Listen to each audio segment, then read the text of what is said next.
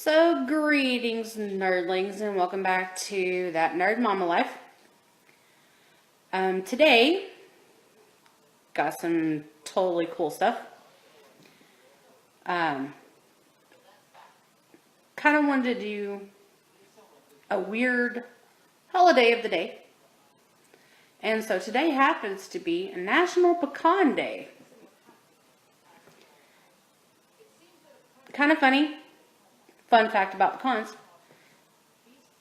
According to science, it would take a line of 10 billion pecans to reach the moon.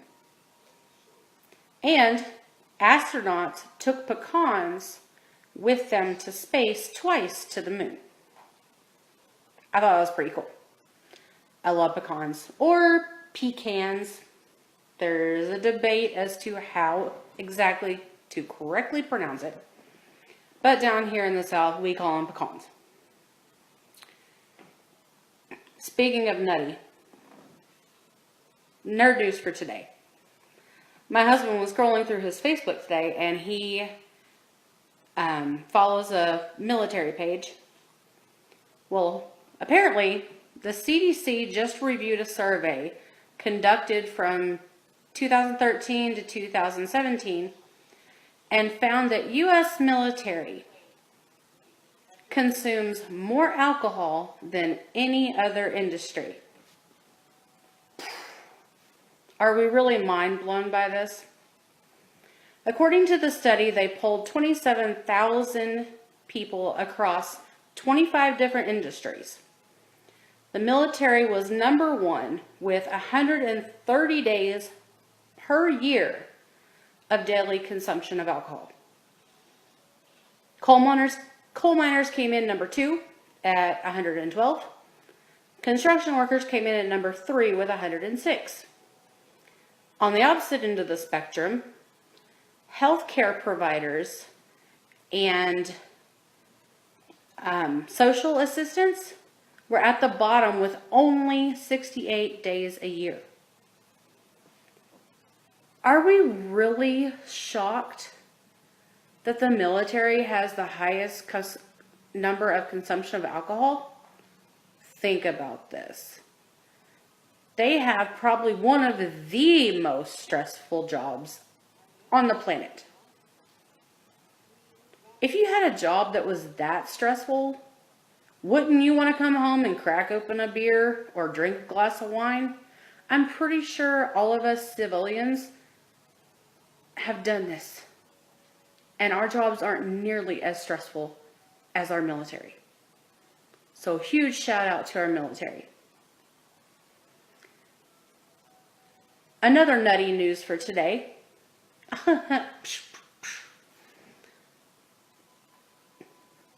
SNL. I've been hearing this blow up on Twitter. I actually tweeted about this myself. There was a skit on SNL, I think last week, that starred Kit Harington from Game of Thrones. Of course I watched it. I mean, it's a character from Game of Thrones. Come on. Taking their parody to Dungeons and Dragons. Role-playing. Something that everybody in the nerd community has heard about at one point or another. Now, for me, I watched the skit. I tried to take it for what it was, because everybody knows that SNL is nothing but over-the-top, parody, sarcastic, improv comedy. So I tried to take it for face value. I found it funny, but still very cringy. And it all goes back to what I was talking about yesterday about the stereotypes that we suffer as nerds. There's a lot of people in the, nerds are weird and strange camp. And then you have the millions, me included, millions of people hashtagging D&D selfie on Twitter, on Instagram, Facebook, social media has blown up about this. Trying to prove that nerds don't look like nerds. They can look like your average person. They can be an athlete. They can be a computer tech. They can be your local cashier at the local grocery store. They can look like a goth kid. They can look like anybody. And I think that's awesome that so many people are responding to that. But it kind of sucks in a way that we even have to. Like, we have to make ourselves known that we're not a stereotype. I would think that in the 21st century, we would have come a lot farther than that. With the insurgence of, comic book characters and, the huge, Marvel universe has put out tons of movies in the past 10 years alone. You would think that by now we'd have gotten past the stereotypes. Unfortunately, we haven't. But at least we know that there are millions of people out there just like us. And that's cool. So moving on to the topic of the day, reboots and remakes. Another nutty subject. What do you think? With Disney coming out with so many live action remakes and the new Pet Sematary coming out, I just read recently that Mark Hamill is going to be heading up the voice of Chucky for the remake for Child's Play. So many remakes, so many reboots. Kevin Smith was posting on his Twitter about recently being in New Orleans filming a Jay and Silent Bob reboot. There are 3 different camps on reboots and remakes. The first one being, is there a lack of creativity in Hollywood that they would have to keep revisiting these older movies and trying to revamp them somehow?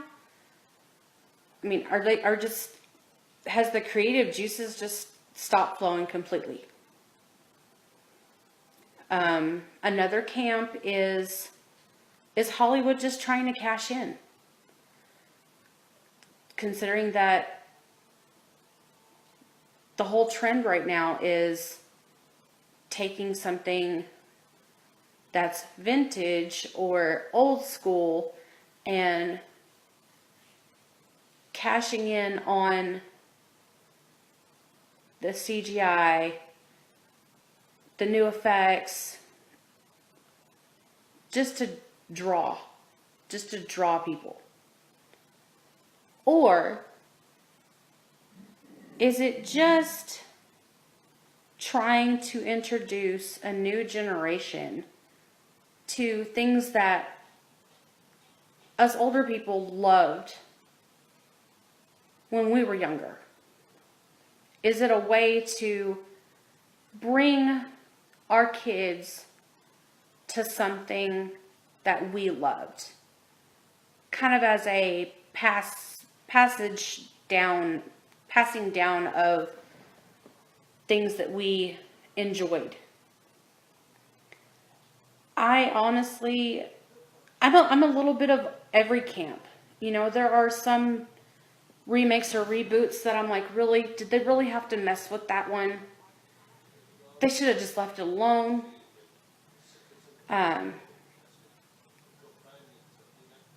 Case in point,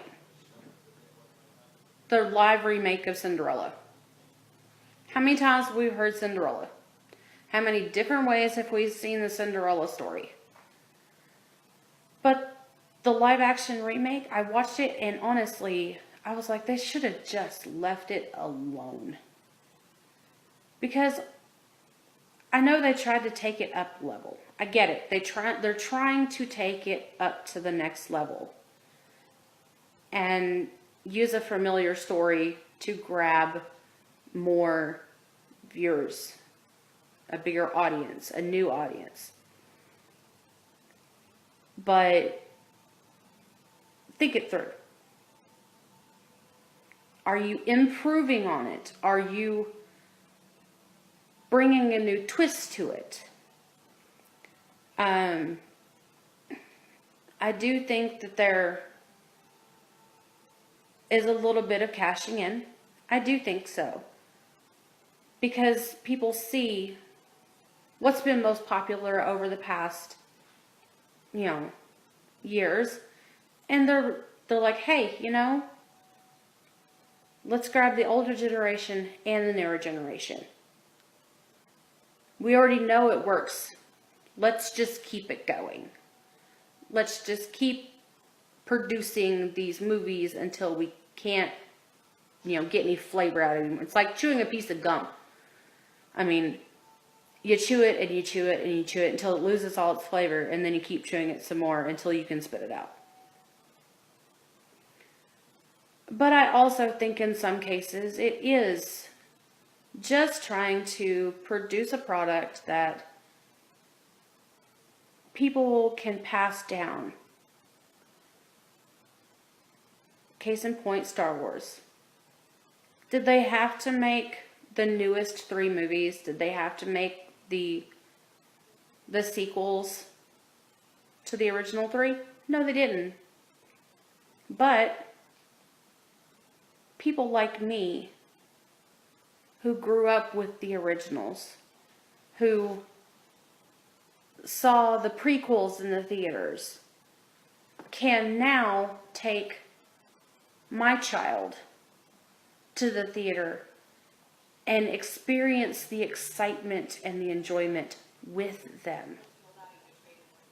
Wrapping up a whole new generation of fans.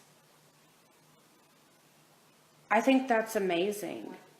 I remember the first time I took my daughter to see a Star Wars film. It was with The Force Awakens. And I honestly didn't even watch the intro. We went to the theater and I didn't even watch the intro. I watched my daughter's face. And her reaction when that theme music hit and that logo hit the screen, honestly just made my heart jump. The look of sheer enjoyment and the thrill on her face, and the fact that everybody in the theater, when the music hit, started cheering and screaming, and it was just overwhelming because it brought the generations together, the old and the young and everything in between, all in one room, enjoying a film that spans across generations. And that's what I think that a remake or a reboot should be. It should be about a timeless story that can never grow old. Find a little bit more to add to it, to keep it fresh. Like Aladdin. Aladdin is my all-time favorite Disney movie. All-time ever. And when I heard that they were making a remake, I was like, how are you going to do that? Robin Williams made the character of the genie so iconic. How in the world is anybody going to be able to fill that role? How? I was so skeptical. I was so critical. And then when the first trailer came out, I was like, I don't know how I feel, because it was just a teaser trailer, and I was like, there's not enough here. Give me a little bit more to go on. Please, give me little bit more. And then the full-size trailer came out. And what they did was not try to fill his role, but to pay homage to it, while also allowing the character to have new life breathed into it. I give mad respect to Will Smith on that front, because he had some big old gold genie slippers to fill. And it couldn't have been easy, and you know that he had to have been completely stressed out by all the critics saying that, oh, he's not Robin Williams, and oh, he's gonna make that role suck. That movie's gonna stink. It's gonna bomb. That's the problem with the remakes and the reboots, is you have such varying camps on them. It's a whole entire spectrum of thoughts and feelings when you do something like that. Me personally, I think it all comes down to the fact that take things for face value. Try not to compare them, the old to the new. Appreciate and respect the old school, and love the new school. Find things from both of them to love. You don't have to compare them. You don't have to pit them one against the other. Each one should be allowed to stand on its own and judged by its own merits. What it brings to the film industry, what it brings to the viewers.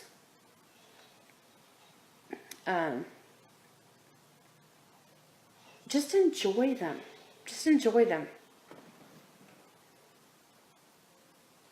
And yes, Avatar. I love Avatar. Fern Gully in space.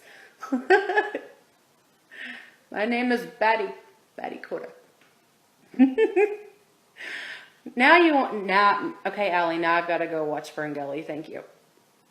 My name is Batty. Yes. With the antenna and the, look like a funnel with a, like, coat hanger on top of it. Yeah. Now, that is a remake I would like to see. Another remake I would like to see is Masters of the Universe. Can we please get that? Can we please get a remake of the Masters of the Universe? Because I love the original, but let's face it. With today's CGI, that would be 100 times better this day and age. Just saying. And where's my She-Ra movie?